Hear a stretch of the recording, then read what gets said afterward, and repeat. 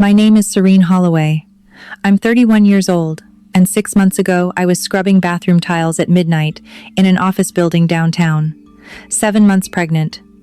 Telling myself this was temporary, that we were just going through a rough patch. That Mark knew that Daniel, my husband of 2 years, was handling things. He was handling things all right, but I'm getting ahead of myself. I grew up in Charleston, South Carolina, raised by my grandfather Holt Ashworth after my parents were killed in a boating accident when I was 11.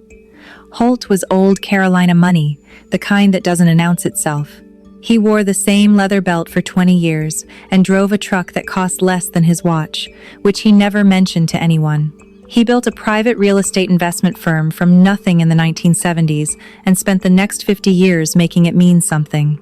He raised me in his house off Lair Street. Tall ceilings, heart pine floors, a back garden that smelled like jasmine in April. He was not a demonstrative man. Affection in his language looked like showing up, like cutting your crusts off your sandwich the way you liked them without being asked, like sitting in the bleachers at every single one of your cross-country meets, even when his knees were giving him trouble and saying nothing about either. He never once made me feel like a burden that matters. I want that on record before everything else. What I didn't know until 3 days after my daughter was born was that Holt had been quietly wiring $250,000 every month into an account bearing my name since the day I got married. 3 years, 36 payments, $9 million. I had worked a night shift cleaning job in my third trimester because we couldn't cover the electric bill. I met Daniel Voss at a gallery opening in downtown Charleston. He was the kind of man who made a room feel like it had been waiting for him. Thoughtful in that particular way, that feels like a gift until you understand it's a strategy. He worked in private wealth management, had clients he spoke about in careful, impressed tones, and laughed at exactly the right moments. My grandfather liked him. I cannot overstate how much that mattered to me. Holt Ashworth had an almost mechanical ability to read people, or so I believed. It turned out that ability had one blind spot: people who had specifically studied him in order to perform around it. We dated for 10 months. He proposed at the same spot on the waterfront where we'd walked on our first date, and I thought the memory of it was romantic. I understand now it was research. The warning signs existed. I want to say that plainly, because one of the things I've had to reckon with is how thoroughly I participated in not seeing them. The joint account Daniel suggested we open made sense at first. Streamlined, he said. Easier for shared expenses. He was better with numbers, he said, so it made sense for him to manage the household finances. I had a background in arts administration, which I'd left when Daniel suggested I take time away from work to settle into the marriage. He made it sound like a gift. The grocery budget shrank. His wardrobe expanded. I started doing math on restaurant menus. He never seemed to. I explained all of it away. The friction of merging two lives, I told myself. The temporary imbalance of a marriage still finding its footing. Then I got pregnant, and the imbalances stopped being theoretical.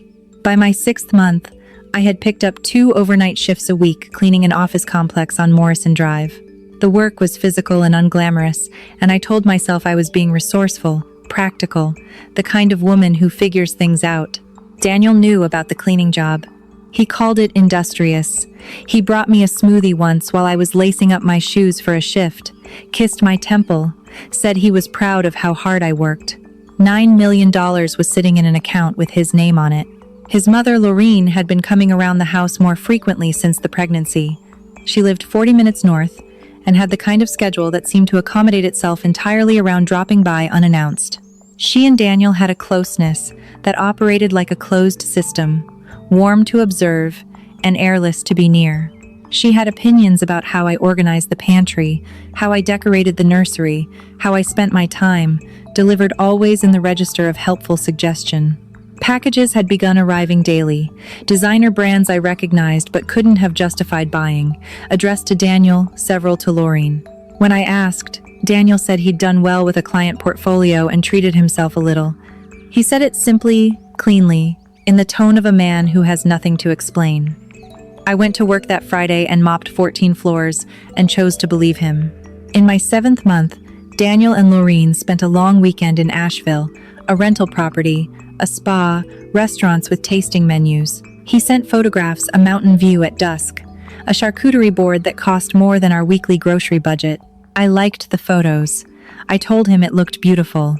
I had declined the hospital's upgraded birthing suite 2 weeks earlier because we couldn't absorb the fee.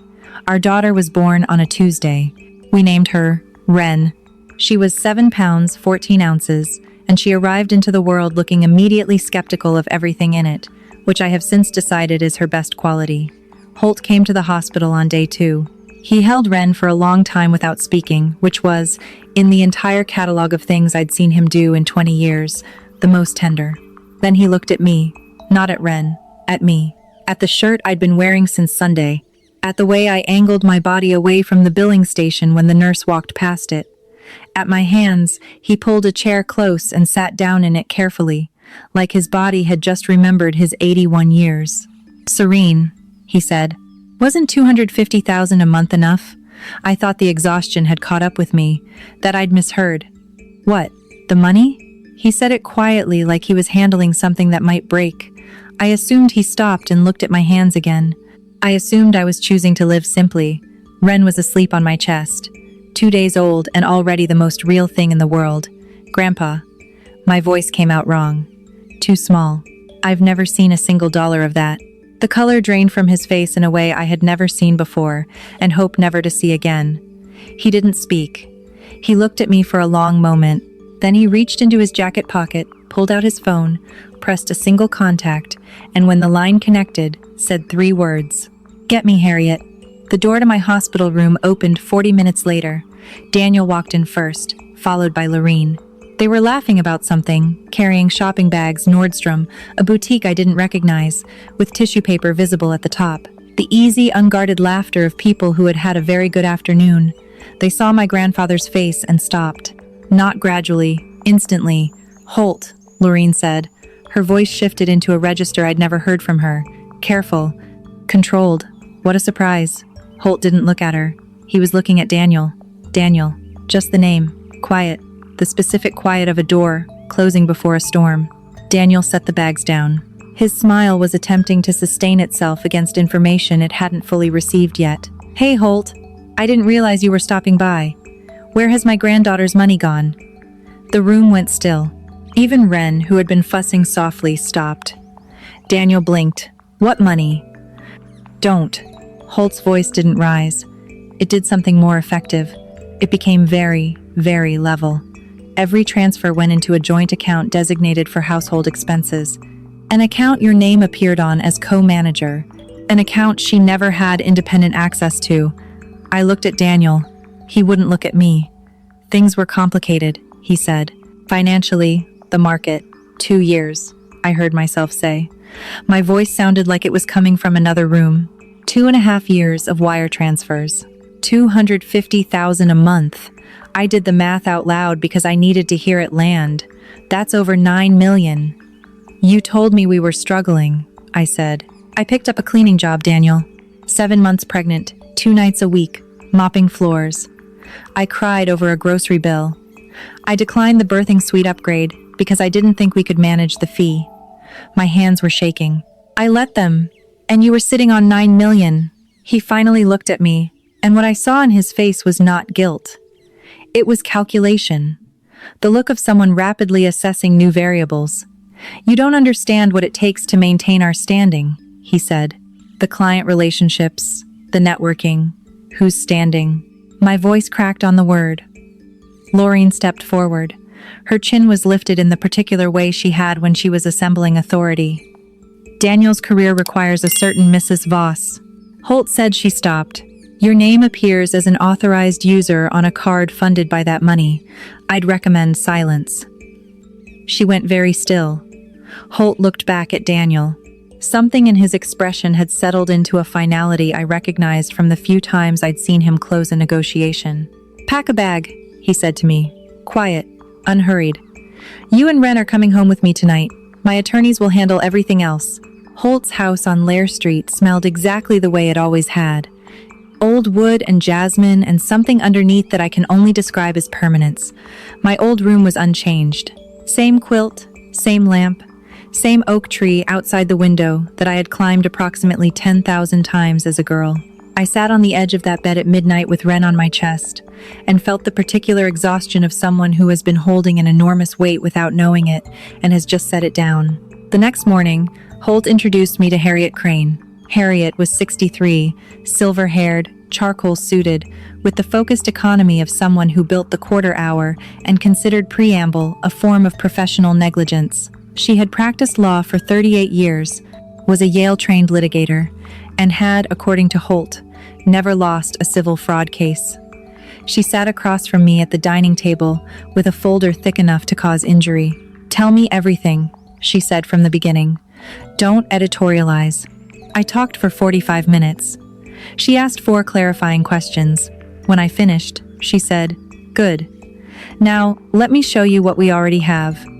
She opened the folder. 3 years of wire transfer records, each payment dated and time-stamped, flowing from Holt's account into the joint household account, and then, within 48 to 72 hours of each deposit, routed in partial amounts to a private account at a bank in Delaware, Daniel's name only. She turned a page. There was also a third account offshore in Grand Cayman. Approximately $1.4 million moved there across 20 months. She kept going. Credit card statements showing Laureen Voss as an authorized user on one of Daniel's private cards. Nearly $15,000 in a single month. A luxury hotel in Nashville, a jeweler in Kolia, receipts for a long weekend in Bermuda, dates corresponding to a week in my second trimester when I had told Daniel I was too exhausted to travel and stayed home alone. Then she reached the last item. "This one," she said, "makes everything else redundant." She slid a printed transcript across the table, a conversation with timestamps recovered from the cloud backup of Laureen's Google Nest device. The smart home speaker in her kitchen had logged it automatically. Daniel's voice, then Laureen's, then Daniel's again. She'll never question it. She trusts completely, both of us. And if something does surface, she'll come to me first. She always does. I read it twice. My vision went strange at the edges. "Are you all right?" Harriet asked. "Keep going," I said. She told me the plan. Civil fraud, financial abuse under South Carolina domestic statute. They would file the next morning. Simultaneously, at 9 a.m. sharp, her office would release a statement to 2 financial news services. I looked up. Why the press release? Because Daniel signed a term sheet last week with a regional private equity group, $11 million in committed capital. Second close pending. She folded her hands. Those investors are entitled to know the character of the man they're backing. The filing went in the next morning. By noon, every phone in Daniel Voss's professional life was ringing. The weeks that followed had the quality of aftermath. Everything raw and strangely still. The way a landscape looks after a storm has passed through it. I was recovering from childbirth and the collapse of a marriage at the same time, which is a specific kind of exhaustion that doesn't have a name I know of. Daniel's attempts to reach me moved through stages with clinical predictability. First, texts and calls. Apologetic, then explanatory, then edged with something that sounded almost like accusation. "You need to hear my side. You're letting him manipulate you. You're going to regret isolating yourself." I read them the way you read a forecast for somewhere you no longer live. Then Daniel made the mistake that changed everything's temperature. He attended a professional dinner, the kind of event where the charity element is approximately 15% of the evening and the remaining 85% is networking. He stood up in a room of roughly 180 people and said that his wife had experienced a postpartum breakdown, that she had been manipulated by her elderly grandfather, that she had taken his daughter without cause. Among those 180 people, 3 of Holt's longtime associates, 2 board members from the Children's Hospital Foundation, where Holt had served for a decade, and a woman named Eugenia Marsh, who was 77, had known my grandfather for 45 years, and possessed both an extensive address book and a very specific opinion about men who lie about their wives in public. Harriet added defamation to our filing the next afternoon. The lead investor group called within 48 hours of publication and withdrew. All of it, both closes. The $11 million Daniel had been counting on, gone before the week ended. The federal investigation opened separately on the offshore account, proceeded on its own timeline. Harriet described it as slow, but structurally inevitable. Daniel's firm dissolved 4 months after the filing. Of the 7 people who had worked there, 5 had resigned within the first 3 weeks. 6 months after Harriet slid that transcript across the table, I signed a lease on a small house, 3 blocks from Holt's. 3 bedrooms, a yard, a kitchen window that catches the morning light and holds it long enough to be worth noticing. I went back to work part-time, rebuilding my nonprofit development background on a schedule that belongs to me. Wren is 6 months old. She has her great-grandfather's gray eyes and has already determined that if she stares at him long enough, he will eventually embarrass himself trying to make her laugh. She is correct every time. Holt and I sat on his porch one Saturday morning recently, coffee going cold on the railing, watching the neighborhood do its ordinary things: birds, a sprinkler, a kid on a bicycle. "I should have structured it differently from the beginning," he said. "A direct account in your name alone. I trusted him because you loved him, and I used your judgment as a substitute for my own." "Grandpa, let me finish." He was looking at the street. "I told myself the money was a gift to your marriage, not to you specifically, that it would be managed jointly because that's how marriages work." He paused. Those were excuses not to look too closely. "I'm sorry, Serene. For the cleaning job, for the grocery bills, for every moment you felt like it was your problem to solve alone." My throat tightened. "I didn't know," I said. "I know you didn't. That's what made it work." He looked at me then. He counted on both of us not looking. We sat with that for a long time. I don't think about Daniel every day anymore. Some weeks I barely think about him at all, which is itself something like recovery. The last thing I heard from him directly was a voicemail 4 months ago. He said he'd made mistakes, but that he'd always loved me, that he hoped I could find it in my heart to forgive him for the sake of our daughter's future. It was very carefully constructed. I saved it, not for myself, for Wren, so that when she's old enough to ask questions about her father, she can hear what he sounded like when he was performing remorse, and she can decide for herself how much weight to give it. That woman who mopped floors at 7 months pregnant and felt proud of her efficiency, she wasn't foolish, she wasn't naive. She was deceived by someone who had studied her trust and treated it as a renewable resource. That's a different thing. It took me a while to hold on to that distinction, but I hold on to it now. There's a word for what I felt when it was finally over. Not rage. Not relief. Exactly. Lightness. The kind that comes when you finally put down something you didn't even know you'd been carrying. Holt was right about one thing he said in that hospital room, though he didn't know it was wisdom at the time. He said he'd been sending the money because he wanted me to be comfortable, to never have to worry. As it turned out, the most valuable thing he ever gave me had nothing to do with money. It was picking up that weight and letting me breathe again.